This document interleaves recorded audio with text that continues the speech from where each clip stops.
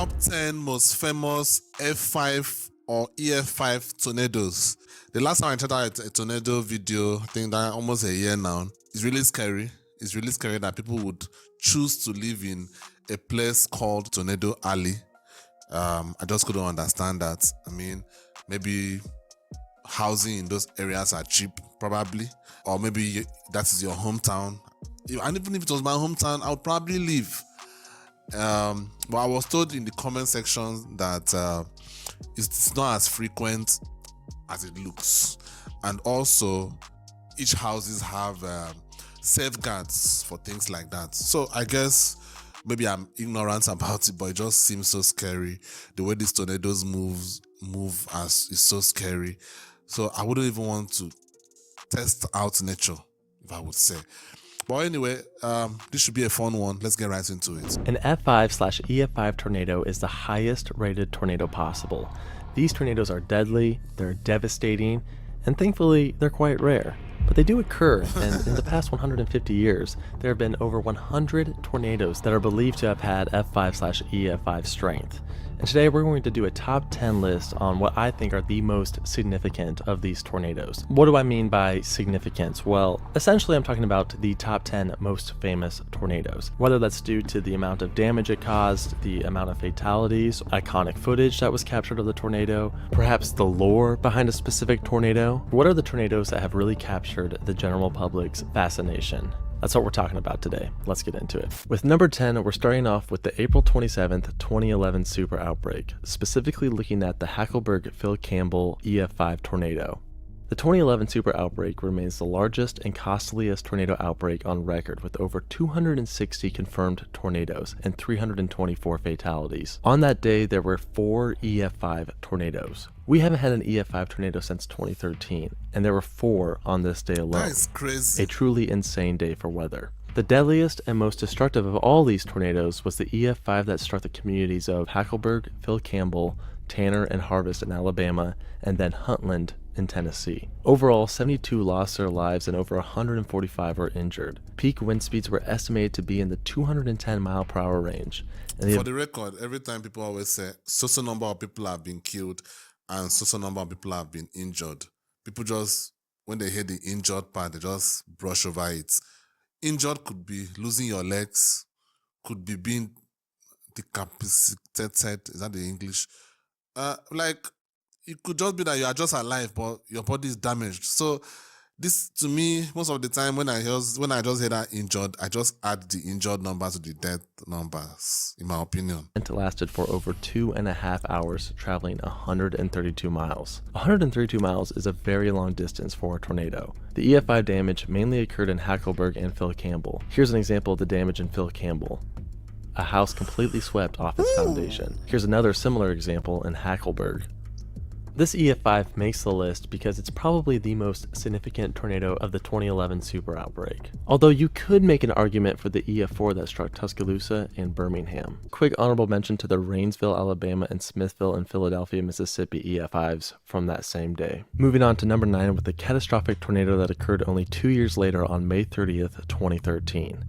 Yes, we're talking about the Newcastle Moore EF5 tornado that resulted in 24 fatalities and 212 injuries. This tornado began northwest of Newcastle around 3 p.m. local time. Newcastle, is that England?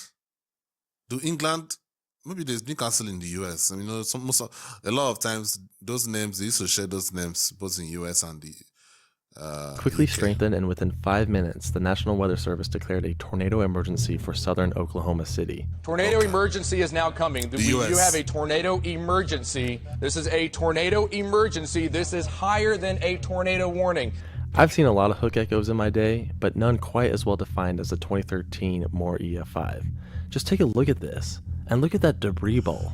It would be terrifying seeing something like this on radar. The tornado would then enter the suburbs of Moore, destroying around 1,200 homes and hundreds of businesses. The scale of the destruction can be clearly seen through the satellite imagery available on Google Earth. The tornado reached peak EF5 strength near eastern Moore, where it swept well-built homes completely off their foundations.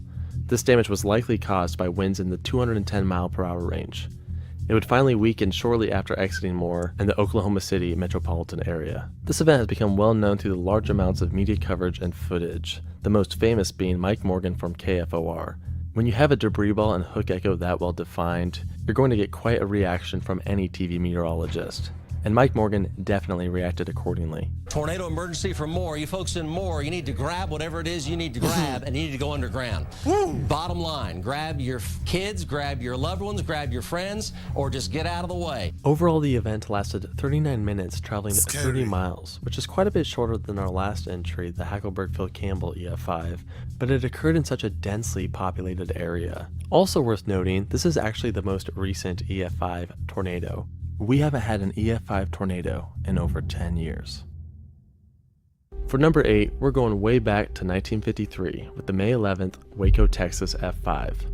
This extremely powerful tornado destroyed over 600 homes and 400 commercial buildings, claiming 114 lives. This makes it the 11th deadliest tornado in US history. And this was actually the most recent single tornado-related disaster to have over 100 fatalities until Joplin in 2011. On top of the fatalities, over 600 people were injured. Guys, I've always felt that American houses, from what I've gathered, it seems almost of the houses are just made of wood.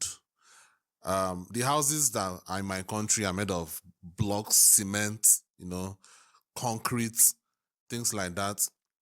I'm not saying tornado would not have any effect on us. Obviously, it would. Our roofs would probably be gone. Our windows could be, broken.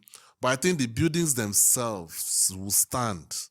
I think they would stand. In my opinion, I just think they will stand because I just don't think the tornado can bring down our buildings. That's just my opinion. Maybe I'm being naive here, but seriously, I think sometimes when I see some of these things, I think most of it is all these wooden houses. Like this particular point here, some of these other buildings are still standing, and it seems like these other buildings are concrete, cement buildings, which is why they are still standing. The windows are probably broken. The roofs are probably off. That is fine, but from what I'm seeing here, it seems like it's mostly the wooden houses that have been taken down. What do you guys think? Am I being off here? There is no video of the event, but the photos show just how horrific and destructive this tornado was. The downtown portions of Waco were hit especially hard, including the RT Dennis building, where in that one building alone, 30 would lose their lives. Many of the downtown buildings were constructed poorly, leading to their collapse, burying people inside who were seeking shelter. Thankfully, the Alico building, which was a newer build, did not collapse. Some remnants from the tornado can still be seen to this day with the Dr. Pepper Museum. This brick building partially collapsed, but it was fixed up, and the newer bricks are the lighter color shown here. It is estimated that this tornado had wind speeds close to 261 miles per hour, making it the most powerful we've covered thus far. The Waco F5 is significant for a few reasons. First of all, it's one of the deadliest on record ever. A truly devastating event, but it also represents 1953 as a whole. 1953 was a terrible year for tornadoes. There was the Worcester F4 tornado and the Flint Beecher F5 tornado. All three of these tornadoes eventually led to more advances in civil defense against severe weather. Next up, the 1991 Wichita Handover F5. On April 26, 1991, around 6 p.m., a tornado formed near the city of Hayesville, Kansas. It quickly intensified to an F3 level where it began to leave a path of destruction through the southern suburbs of Wichita. It then crossed the Kansas Turnpike and destroyed the Greenwich Heights subdivision, creating damage in line with F4 tornado strength. Growing in intensity, the tornado entered the McConnell Air Force Base, where it narrowly missed 10 B-1B bombers worth $280 million each. Two of these bombers were equipped with nuclear warheads. The tornado destroyed several buildings within the Air Force Base before continuing on towards Andover. As it approached Andover, the tornado completely swept well-built houses off their foundations on par with F5 level damage. At the same time, the tornado sirens in the city failed to activate. Thankfully, police officers quickly entered the Golden Spur mobile home park, informing the residents to seek shelter. This action saved dozens, maybe hundreds of lives, as just 10 minutes later, the trailer park took a direct hit. In the end, there were 17 fatalities and 22 injuries. The 1991 Andover tornado is definitely one of the more well-known F5s. One reason why the tornado has become so iconic is due to it occurring around the same time camcorders became more affordable and abundant in the general population. Most people around that time had video cameras, so for that reason there's a ton of footage of the tornado, including the famous Duke Evans footage and what might be one of the most famous pieces of tornado footage ever, the McConnell Air Force Base footage.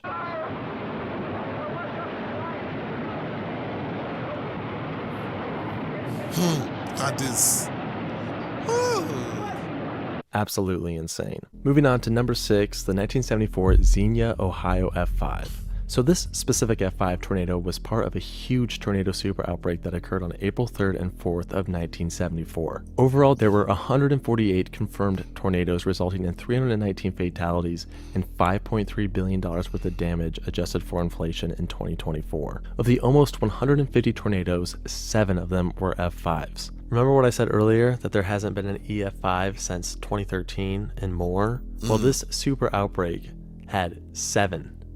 Arguably the most significant of the F5 tornadoes was the one that hit Xenia, Ohio on April 3rd, resulting in 36 fatalities and over 1,100 injuries. This tornado lasted for 39 minutes, traveling about 30 miles. We do surprisingly have footage of this tornado. 16-year-old Xenia resident Bruce Boyd captured the multiple vortices of the tornado using his Super 8 8mm camera. Audio was also recorded using a tape recorder by Mr. Broke Shoulder. Since the video is silent, the recorded audio by Broke Shoulder is often paired together with the video from Boyd.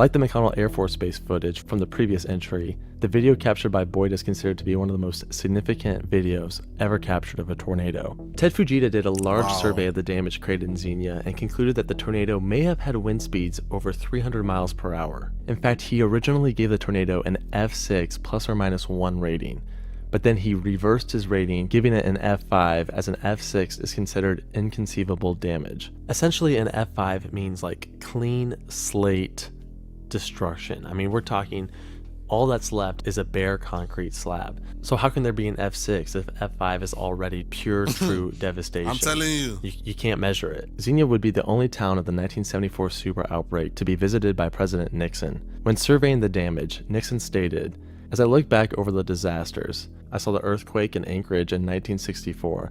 I saw the hurricanes, Hurricane Camille in 1969 down in Mississippi, and I saw Hurricane Agnes in Weichsbarn, Pennsylvania. And it is hard to..." It is actually interesting that Washington, D.C. doesn't have any of these natural disasters that happen in the United States. Does Washington, D.C. have any of it? I don't think so.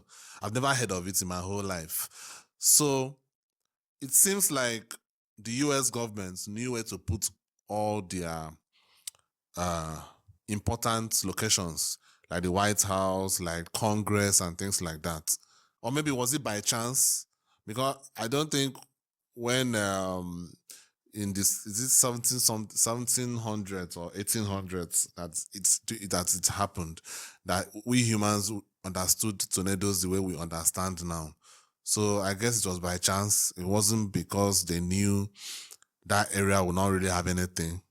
Because it's really, sometimes I sit down and think about it like, why is it that none of these capital cities have these natural disasters? Just other parts of the country. Why? Have you ever thought of that, guys? Think about it. Tell the difference among them all. But I would say in terms of destruction, hurricanes, Hurricane Camille in 1969 down in Mississippi, and I saw Hurricane Agnes in Weichsbarn, Pennsylvania. And it is hard to tell the difference among them all. But I would say in terms of destruction, just total devastation, this is the worst I've ever seen. Wow. That is a very Number bold 5, statement. the May 27th, 1997 Jarrell, Texas F5. This enigmatic tornado formed around 3:40 p.m. just east of Jarrell, Texas, parallel to Interstate 35. The weather system that formed the Jarrell tornado was unique compared to typical tornadoes. For one, the tornado actually traveled the opposite direction of the vast majority of tornadoes, traveling northeast to southwest rather than the typical southwest to northeast. At first, the tornado didn't seem like a major threat. It appeared as a tiny rope, barely disturbing hay bales. But within a few minutes, the tornado intensified and grew from a rope to a huge and dark wedge. This was also a multi-vortex tornado. These vortices can be seen in the now infamous Dead Man Walking photo captured by Scott Beckwith. Now at peak strength, the tornado entered the Double Creek Estates subdivision just north of the main part of Jarrell, where it caused some of the most intense damage ever surveyed. The well-built homes within the Double Creek Estates were completely destroyed and cleaned from their foundations. Well built with wood. Build it with blocks and cement. It will stand stronger. Seriously. Clearly F5 level damage. Within this subdivision, 27 would lose their lives. Some believe the Jarrell F5 tornado had wind speeds over 300 miles per hour, making it one of the strongest, most powerful tornadoes ever recorded. Others believe it wasn't the strong wind speeds that created the strong damage, but the slow-moving nature of the tornado. It essentially just sat on top of the subdivision. The Jarrell F5 tornado has really managed to capture the fascination of tornado enthusiasts. The fact that it started off as like a small little rope tornado that grew into this huge wedge monster. And it also happened just a year after Twister was released in 1966, so that was still on the minds of many. All in all, a unique yet very tragic EF5. The number 4 tornado on this list is the most recent, truly massive and catastrophic tornadic event, and that is the May 22nd, 2011 Joplin, Missouri EF5. We talked about the 2013 Moore F5 earlier, and of course we did mention the 2011 super outbreak, but the EF5 that hit Joplin stands out on its own. This tornado resulted in 158 fatalities, making it the deadliest single tornado event since the Woodward Oklahoma F5 in 1947. And this occurred in a time where tornadoes were much better understood, and homes and buildings were built stronger. Yet still, the event is one of the deadliest in history. It currently ranks as the 7th deadliest in the US. The tornado destroyed more than 4,000 buildings, making it the costliest on record at $3.64 billion adjusted for inflation. One aspect that made the Joplin EF5 so deadly was the fact that it was rain-wrapped. People literally couldn't see it coming. There are numerous videos on the internet of people looking straight towards the tornado, but you can't see anything. It's just a massive black wall. Truly terrifying. Yeah, that looks really crazy right over there. Oh, it does over there, really. I don't know if that's just heavy rain, but that looks like... To me, the Joplin EF5 tornado is truly a worst-case scenario event. I mean, it formed right before it entered the city and then it dissipated right after it left. The tornado tore a massive path through the southern portion of Joplin. The satellite images from Google Earth show the large amount of destruction throughout the residential streets and commercial district on Rangeline Road, and the scar can still be seen to this day. Number 3 on the F5 list is the tornado we actually just mentioned, the April 9th, 1947 Woodward, Oklahoma F5. This was a very long-tracked, very intense tornado that completely destroyed Glazier and Higgins in Texas, and then heavily destroyed Woodward, Oklahoma. The tornado path was at least 98 miles and could have been as long as 200 miles. However, experts are unsure if the path is just the result of one tornado or a series of tornadoes. 17 died in Glazier, 51 died in Higgins, and 107 died in Woodward. Overall, the event claimed 185 lives and injured 1,000. Making it the 6th deadliest in US history. The tornado was believed to have been over 2 miles wide. The destruction in Woodward, Oklahoma was catastrophic. Over 100 blocks of the city were pulverized. There's also a bit of lore behind the Woodward tornado. The deaths of 3 young girls were never claimed, so their origin is still unknown. They all received proper burials thanks to the generosity of a local resident named Wayne Lawson. Another victim, Joan Gay Croft, went missing after the event. According to eyewitnesses, she had an injured leg and was receiving care at a local hospital. While she was waiting with others in the hospital basement, 3 men in military uniforms took her away, claiming that they were taking her to Oklahoma City, and what happened to her after that still remains a mystery to this day. Wow. I did a video about this in case you are interested. But now it's time to move on to number 2. That is really scary. Was it some nefarious people that pretended to be... Oh man, I can't even imagine what that little girl must have gone through. Jeez, that is fucked up, man. That is really fucked up. That is one of my most scary, like sometimes it happens in my country where our police kind of dress very, very casually. They wear black on black with some cap, colored cap that looks like a gang kind of this stuff, and they'll be standing there with guns on the road, and you are coming. If you are driving or you are or you are in a bus or something, and you are coming, you don't know whether those are robbers or whether those are law enforcement. It's really scary. So you now have to make a 1 or 2 second decision whether to maybe, break, turn around and run away, or go there, keep going and hoping that you are right. So people like this uniform of a thing, and that is why in my country, our army don't allow civilians to wear their uniforms. So because they don't want people to impersonate them. I know in the West, people are allowed to wear military uniforms anytime they want to. But in my country, our army, if they catch you wearing their uniform, they will beat you to a pulp. I know that is illegal, but there's really nothing you can do. They'll beat you to a pulp. So, except you are from a very rich family, and you can threaten them that you tell their father, and their father will call the governor or whatever. But aside of that, like if you're just a normal person, they'll beat you to a pulp. So it's scary in that situation. So people can exploit government official uniforms to do things like this. It's scary, man. The runner-up, definitely the most well-known and infamous modern tornado event, and that is the May 3rd, 1999 Bridge Creek Moore F5. To this day, this is believed to be the most powerful tornado ever recorded, with estimated wind speeds between 300 and 320 miles per hour. Hurricanes are massive, obviously, but in terms of power per square meter, this may be the most powerful weather event in recorded history. Truly a monster. The tornado initially touched down around 6:20 p.m. near the small town of Amber, Oklahoma. Initially, it was an F2, but the tornado grew in strength quite quickly as it traveled through the countryside. By the time it actually reached Bridge Creek, this tornado was already a massive wedge F5. Here's some of the damage it caused in Bridge Creek. Absolutely devastating. Of course, the tornado only had just begun. A very well-defined hook echo had just formed on radar, and it was heading straight towards Moore and southern Oklahoma City. The severity of the situation was incredibly obvious. A huge, confirmed tornado was heading straight towards a highly populated area.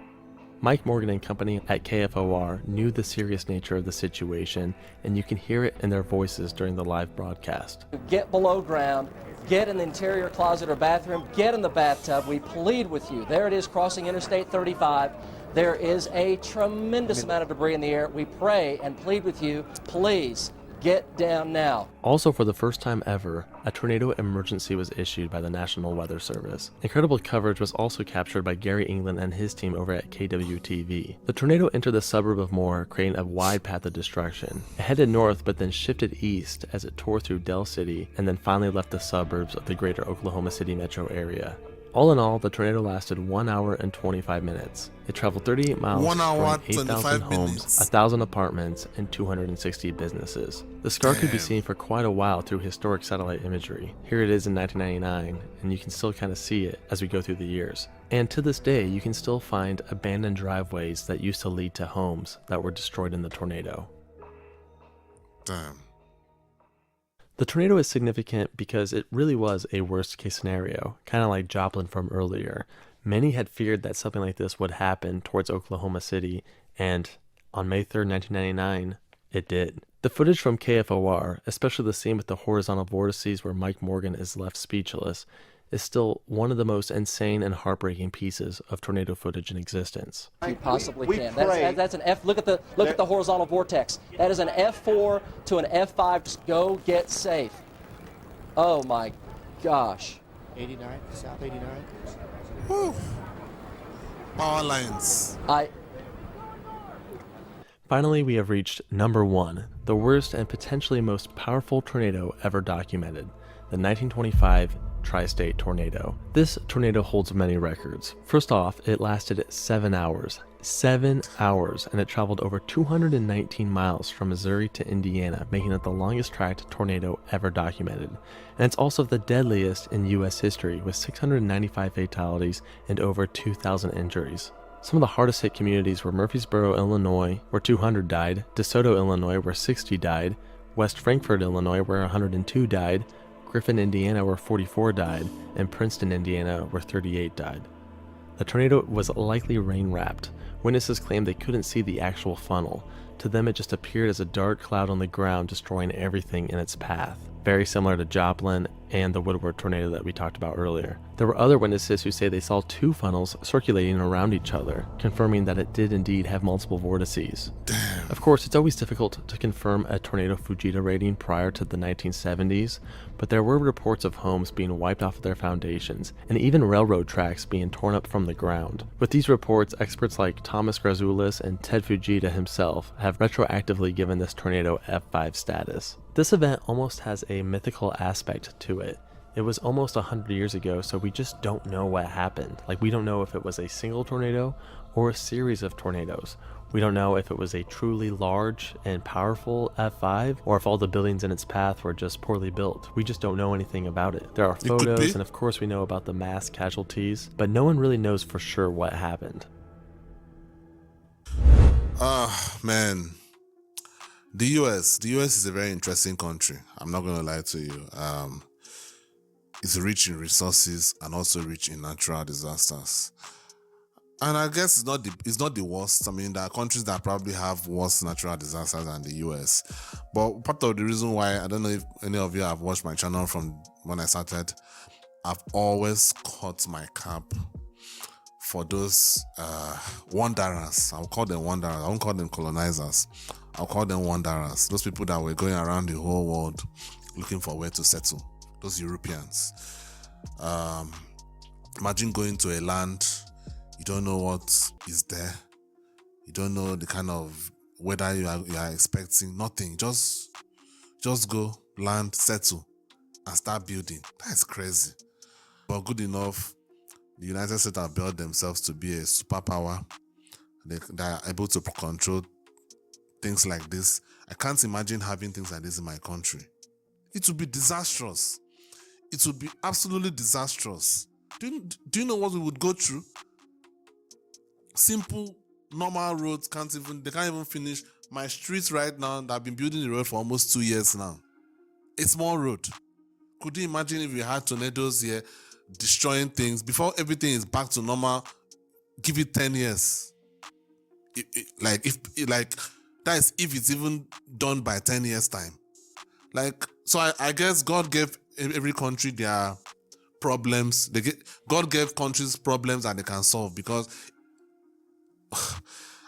I can assure you, if He gave us tornadoes, earthquakes, hurricanes in this my country, I mean, just put a fork in it. Put a fork in the country if that was the case. Seriously. Anyway, thank you guys for watching. I know I'm always lamenting about this my country all the time, but I think it's warranted. It's warranted. Anybody that is from this country will tell you that I am not off base. Anyway, let me know what you guys think down in the comments. Thank you guys for watching. I'll see you on the next one. Peace.